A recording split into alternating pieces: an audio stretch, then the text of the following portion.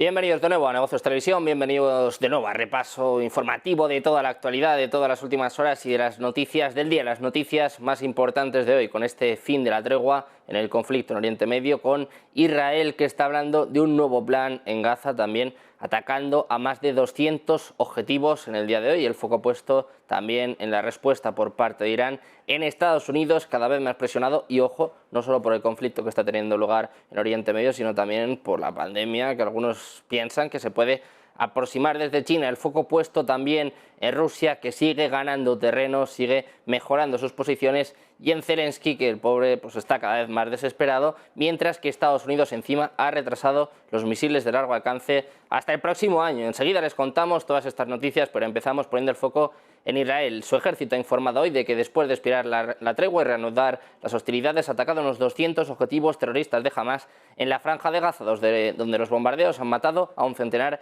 de personas, según el Ministerio de Sanidad gazatí, controlado, como saben, por Hamas. Dicen que tras la violación de la pausa operativa por parte de Hamas en las últimas horas, fuerzas terrestres, aéreas y navales han atacado objetivos terroristas en el norte y en el sur de la Franja de Gaza, incluidos Yan Yunis y Rafah. Esto es lo que indica un comunicado militar que confirma la ampliación de los combates al sur del enclave en esta nueva fase de la guerra.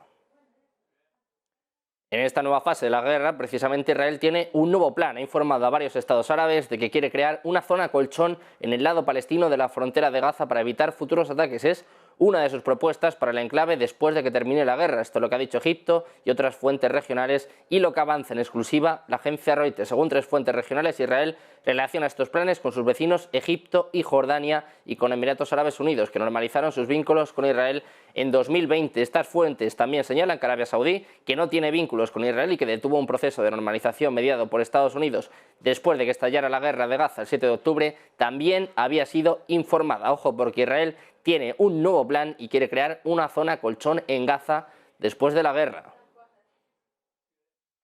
Seguimos hablando de Israel, que está planeando una campaña contra Hamas que se extenderá durante un año más. Dice que la fase más intensiva de la ofensiva terrestre va a continuar hasta principios de 2024. La estrategia de múltiples fases prevé que las fuerzas israelíes que están guarnecidas en el norte de Gaza realicen un avance inminente hacia el sur de la asediado enclave palestino. Dicen que esta será una guerra muy larga, que actualmente no estamos ni cerca de la mitad del camino para lograr sus objetivos. Israel, en este caso, tiene una estrategia general para Gaza que es flexible, pero con tiempos dictados por múltiples relojes, incluido el progreso operativo sobre el terreno, la presión internacional y las oportunidades para liberar a los rehenes israelíes. El brazo armado de Hamas, las brigadas del Qassam, han informado también de que han disparado un aluvión de misiles contra la principal ciudad israelí de Tel Aviv. Las brigadas al Qassam dicen que han bombardeado Tel Aviv con una andanada de misiles en respuesta a las masacres sionistas contra civiles. Esto es lo que se lee de un comunicado en sus redes sociales. Las sirenas han sonado en todo Israel cuando se han disparado cohetes desde Gaza, una vez más después de que el acuerdo de tregua de una semana colapsara en las primeras horas de esta mañana. Israel respondió con más de 200 ataques dentro de Gaza, según han dicho las fuerzas de defensa de Israel, que no han comentado ningún daño dentro de Tel Aviv, pero algunos medios de comunicación israelíes informan de heridos. También ha hablado el portavoz del gobierno israelí, Eylon Levy, ha asegurado este viernes, después del fin de la tregua y de la reanudación de los combates en Gaza, que Hamas va a recibir la madre de todas las palizas. Dice que desafortunadamente Hamas ha decidido poner fin a la pausa al no liberar a todas las mujeres secuestradas, y dice que al retener a sus mujeres Hamas va a recibir la madre de todas las palizas. Amenaza por parte de Israel. Seguimos hablando de más ataques. La Yihad Islámica Palestina ha dicho que ha atacado ciudades y pueblos israelíes esta mañana. Su brazo armado, las brigadas Al-Quds, han dicho que los ataques fueron en respuesta a crímenes contra su pueblo. El Ministerio de Salud de Gaza, dirigido por Hamas, apunta a que más de 100 palestinos han muerto en el día de hoy, lo que significa que el número sigue aumentando desde las 7:30 de la mañana, que apuntaba a cerca de 18 muertos. El foco también en Estados Unidos. La Casa Blanca señala que Hamas ha sido responsable de la reanudación de los combates en Gaza esta mañana, pero eso sí, afirma que Estados Unidos sigue trabajando con Israel, Egipto y Qatar para intentar reiniciar la tregua. Dice que Hamas no ha logrado hasta ahora presentar una lista de rehenes que permita una mayor extensión de la pausa. Esto es lo que afirma un comunicado del portavoz del Consejo de Seguridad Nacional de la Casa Blanca. Señala que la tregua ha permitido la liberación de más de 100 rehenes y un aumento de la ayuda humanitaria a Gaza. Con el foco puesto en Estados Unidos, les hablamos ahora de las informaciones de la 30ª Brigada de las Fuerzas de Movilización Popular iraquíes vinculadas a Irán que, ojo, estarían bloqueando un convoy estadounidense. Este incidente se produce en el distrito de Al-Narrud, en Mosul, lo que supone una peligrosa escalada. Este acto agresivo corre el peligro de agravar las tensiones entre Estados Unidos e Irán en la región. Por lo tanto, se necesita la intervención del gobierno iraquí para evitar la escalada de este conflicto, un movimiento que refleja una preocupante escalada de los enfrentamientos directos más allá de los anteriores ataques regulares con drones. Se espera que estas fuerzas, que forman parte de las PMF, estén bajo el control del primer ministro iraquí. Ojo a esto, un convoy estadounidense bloqueado por una milicia iraquí.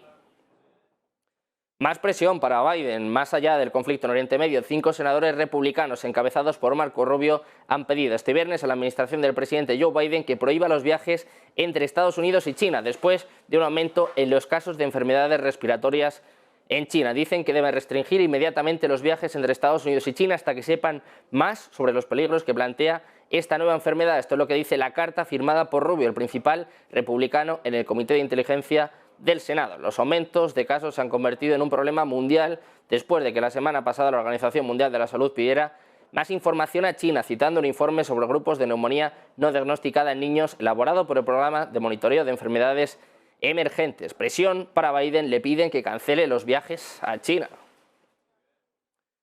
Con el foco puesto en Estados Unidos, George Santos ha entrado en la historia parlamentaria de Estados Unidos por la puerta de los escándalos. El congresista republicano, que ha mentido sin parar durante la campaña electoral, se ha inventado un currículum y también una vida paralela, y ahora también ha sido expulsado por la Cámara de Representantes en una votación en la que se requería una mayoría de 2/3. Una amplia mayoría de republicanos y demócratas han coincidido en que la situación de Santos, imputado por 23 delitos graves, incluidos diversos tipos de fraude y falsedades y hasta robo de identidad, era ya insostenible. Con 311 votos a favor de su salida, 114 en contra y 2 abstenciones, Santos se convierte en el 6º miembro de la Cámara Baja expulsado por sus compañeros. Y ojo, porque tan solo es el 3er expulsado del Congreso desde la Guerra Civil. De Estados Unidos pasamos a hablar de Corea del Norte. El líder norcoreano Kim Jong-un ha pedido que su ejército esté preparado para responder a cualquier provocación del enemigo. Esto es lo que han dicho medios estatales después de que Pyongyang prometiera desplegar fuerzas armadas más fuertes y nuevas armas a lo largo de su frontera con el sur. Las tensiones en la península de Corea han aumentado desde que Corea del Norte lanzó el mes pasado un satélite espía, lo que llevó a Seúl a suspender una cláusula clave de un acuerdo militar intercoreano de 2018 y a Pyongyang a declarar que ya no estaba obligado a cumplir este pacto. Hablamos ahora de Rusia. Ojo a lo que dice The Economist. Apunta a que Putin está ganando. Putin gana en Ucrania. La publicación ha puesto en la portada una foto del líder ruso y ha señalado que la contraofensiva de Ucrania se había estancado y que la victoria dependía de la resistencia, no de la captura del territorio. Y en Kiev, como saben, ya hay signos de una lucha de poder entre Zelensky y Zaluzhny. En aquel momento, Vladimir Putin reforzó su posición, un plan occidental por parte de Occidente para limitar los ingresos petroleros de Rusia, fijando el precio del petróleo en $60 por barril. También ha fracasado. De hecho, el petróleo de los Urales cuesta 64, casi un 10% más que a principios de 2023. Les contábamos que Rusia sigue avanzando. Ojo, porque el medio de Economist dice que Putin gana en Ucrania.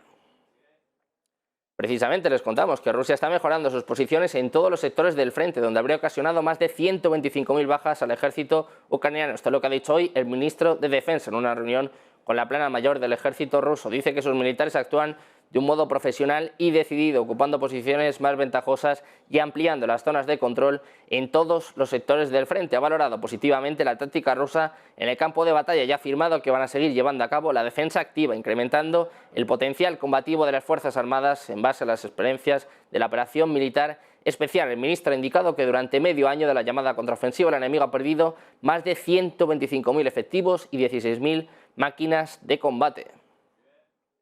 Hablamos también de Sergei Lavrov, del ministro de Asuntos Exteriores ruso, que ha acusado de cobardía a los responsables de la política exterior de la Unión Europea, a Josep Borrell, y también al de Estados Unidos, Antony Blinken, por no haber participado con él en una reunión de la OSCE que termina hoy en Skopje. Lavrov ha asegurado que estos dos líderes pretendían aislar a Rusia, pero opina que su ausencia en el Consejo Ministerial de la Organización para la Seguridad y la Cooperación en Europa se debe a que son unos cobardes que quieren evitar una conversación honesta sobre los hechos. Escuchamos a Lavrov acusando de cobardes a Occidente. Meeting, there was no Ukrainian minister Polish minister, Baltic states ministers, and Blinken also left, and Borrell left also. Why is this happening? Probably they believe that that's how they can show their intention to isolate Russia. But I think this is just cowardice. They are afraid of any frank conversation based on facts. They are afraid of this kind of conversation. And this fear explains all these tricks with not issuing visas to our diplomats for the UN events in New York, for the events in Paris, for various UNESCO summits. This is cowardice. Simple as that. Borrell y Blinken, que participaron este miércoles en la víspera del comienzo de la reunión en una cena en la que Lavrov no estaba invitado, en la que se mostró apoyo a Ucrania ante el conflicto con Rusia, pero no asistieron a la apertura del Consejo. La participación de Lavrov en la reunión, permitida por Macedonia del Norte, que ocupa la presidencia de turno de la OSCE, provocó que Ucrania y 4 países de la OTAN y la Unión Europea, entre ellos Polonia, Letonia, Estonia y Lituania, decidieran no enviar a sus ministros de Exteriores al Consejo. De Rusia pasamos a Ucrania, que tendrá que esperar hasta el próximo año antes de recibir su primer gran envío de bombas propulsadas por cohetes, que Estados Unidos ha adaptado para atacar a un alcance de casi 160 kilómetros, según el Pentágono, según algunas fuentes familiarizadas con este asunto. Cuando Boeing se acercó por primera vez a Estados Unidos para comprar y enviar el bomba de pequeño diámetro lanzado desde tierra, es decir, el GLSDB, a Ucrania el otoño pasado, el cronograma más optimista para el envío era cerca de la primavera de este año, según un documento que había visto precisamente la agencia Reuters, y además el medio político informó en febrero que la entrega no se iba a realizar hasta finales de 2023. Y ojo, porque esta fecha se está atrasando aún más y desesperando al propio Volodymyr Zelensky. Ucrania necesita estos GLSDB para aumentar el número limitado de cohetes ATACMS de 100 millas de alcance que Estados Unidos ha enviado. Esto podría permitir al ejército de Ucrania alcanzar objetivos a 2 veces la distancia alcanzable por los cohetes que ahora dispara desde el sistema de cohetes de artillería de movilidad del famoso HIMARS suministrado por Estados Unidos. De esta forma, podría obligar a Rusia a trasladar sus suministros aún más lejos de la línea de frente. Sin embargo, Estados Unidos sigue retrasando la fecha, ya se espera para principios de 2024, con un Zelensky cada vez más desesperado. Precisamente, seguimos hablando de Ucrania. El Servicio de Seguridad de Ucrania habría hecho estallar las conexiones ferroviarias que unen Rusia con China en un ataque clandestino llevado a cabo en territorio ruso, con los medios de comunicación del Kremlin informando que los investigadores han abierto un caso penal por un ataque terrorista. El SBU habría provocado varias explosiones dentro del túnel Severomusky de la autopista Baikal-Amur en Buriatia, ubicada a unos 6.000 kilómetros al este de Ucrania. Esto es lo que apunta político, según un funcionario ucraniano con conocimiento directo de esta operación. Dicen que esta es la única conexión ferroviaria seria entre la Federación Rusa y China, y que actualmente esta ruta que Rusia utiliza incluso para suministros militares está paralizada. Esto es lo que dice este funcionario con el Servicio de Seguridad de Ucrania, que no ha confirmado públicamente este ataque, y con Rusia, que tampoco ha confirmado hasta el momento este posible sabotaje por parte de Ucrania, que habría hecho volar 2 conexiones ferroviarias entre Rusia y China. Precisamente hablamos del presidente ucraniano, Volodymyr Zelensky, que dice, ojo, que la guerra con Rusia se encuentra en una nueva etapa. Y ojo, porque además admite que cree que el invierno va a complicar los combates después de una contraofensiva de verano que, como saben, no logró producir los resultados deseados, sobre todo debido a la persistente escasez de armas y de fuerzas terrestres. Le contábamos hace apenas unos minutos cómo Estados Unidos va a retrasar aún más los misiles de largo alcance. Sin embargo, a pesar de todos estos reveses, Zelensky dice que Ucrania no se va a rendir. Dice, tenemos una nueva fase de la guerra y eso ya es un hecho. Esto es lo que ha dicho en una entrevista exclusiva con The Associated Press en Kharkiv, en el noroeste de Ucrania, después de una gira por la región para intentar levantar la moral de sus tropas. Dice Zelensky que el invierno en su conjunto es una nueva fase de la guerra, y cuando se le preguntó si estaba satisfecho con los resultados de la contraofensiva, dio una respuesta un poco compleja, un poco contradictoria. Dice Zelensky, mira, no vamos a dar marcha atrás, estoy satisfecho, estamos luchando con el segundo mejor ejército del mundo y estoy satisfecho, refiriéndose al ejército ruso. Pero eso sí, añade Zelensky, estamos perdiendo gente y no estoy satisfecho, no tuvimos todas las armas que queríamos y no puedo estar satisfecho, pero tampoco puedo quejarme demasiado. Esta ha sido la respuesta de Zelensky, cada vez más desesperado y anunciando una nueva fase de la guerra que, ojo, podría complicar aún más a Ucrania con el invierno. Seguimos hablando de Rusia y en este caso también de su relación con China, y es que los medios chinos han calificado la futura base lunar de China con Rusia como una combinación perfecta, después de que Moscú aprobara el plan esta semana para llevar su asociación sin límites a la Luna. Los medios estatales rusos han informado que la Comisión Legislativa del Gobierno había dado luz verde a la ratificación de un acuerdo firmado por ambos países el año pasado para establecer conjuntamente una estación en la Luna. El acontecimiento se produce en medio de tensiones geopolíticas entre los dos países y Estados Unidos, que también planea un regreso a la Luna y más allá, lo que genera especulaciones sobre el potencial de una nueva carrera espacial. China y Rusia anunciaron que habían llegado a una asociación sin límites y se espera que la construcción de la base lunar esté terminada en 2030, según dicen tanto medios chinos como medios rusos. Funcionarios de la Agencia Espacial Estadounidense, de la NASA, han dicho que esperan tener astronautas viviendo en la Luna durante periodos prolongados también para 2030. Pasamos a poner el foco ahora en Europa. Los líderes de la Unión Europea apelarán directamente al líder chino Xi Jinping con respecto a las acciones de 13 empresas chinas acusadas de ayudar a Rusia a eludir las sanciones. Se espera que la próxima cumbre de China con la Unión Europea sea un momento crítico para las negociaciones diplomáticas, ya que Europa busca garantizar la aplicación de sus sanciones y abordar los complejos desafíos que plantean las entidades que ayudan a Rusia en la guerra de Ucrania. Según South China Morning Post, la Unión Europea inicialmente excluyó a estas empresas chinas de su 12º paquete de sanciones. Sin embargo, ojo, porque existe la opción de que los nombres de estas empresas se agreguen a la lista de sanciones si la Unión Europea no logra garantizar el compromiso de China de tomar medidas. Y seguimos precisamente hablando de Europa. La Comisión Europea ha señalado este viernes que todavía no ha dicho que la ley de amnistía no le causa ninguna preocupación. Dicen que no han concluido todavía el análisis sobre esta norma y que tendrán que esperar a que concluya su tramitación en España y que seguirán de cerca los contactos con el gobierno sobre este tema. Bolaños decía pues que en Bruselas no estaban preocupados con la amnistía, pero ojo, porque se acaba de llevar un rejón por parte de Bruselas. Nos lo cuenta, nos lo explica nuestro compañero Javier Luengo. Sí, básicamente lo que le ha dicho Europa a Bolaños es que no dé cosas por hecho, que en ningún momento en la capital comunitaria se ha ignorado el hecho de la amnistía, ni dicen que no les preocupe para nada. There was a very constructive meeting and the discussions and the exchanges with Spain continue.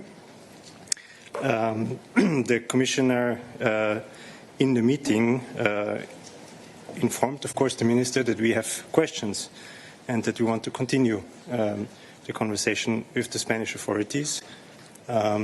Also, our analysis is ongoing. So, in that sense, the Commission has not said that the amnesty law does not raise any concerns.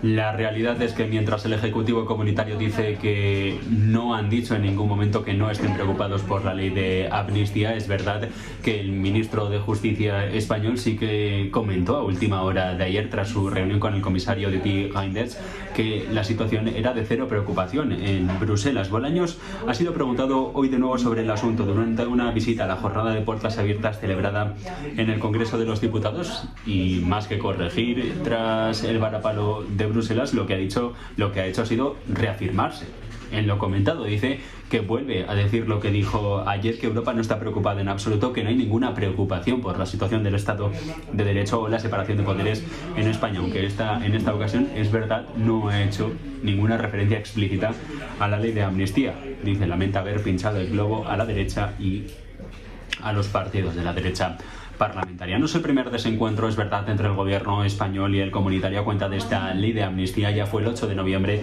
cuando en plenas negociaciones entre el Partido Socialista y Junts per Catalunya, el comisario de Justicia remitió una carta a Bolaños pidiéndole información porque había organizaciones en Europa que se habían quejado del asunto. La respuesta del entonces ministro en funciones fue indicarle que todavía no había un texto legal y que por lo tanto nada tenía que decirle. Ahora que sí lo hay, se han vuelto a reunir y ambos dan versiones contradictorias.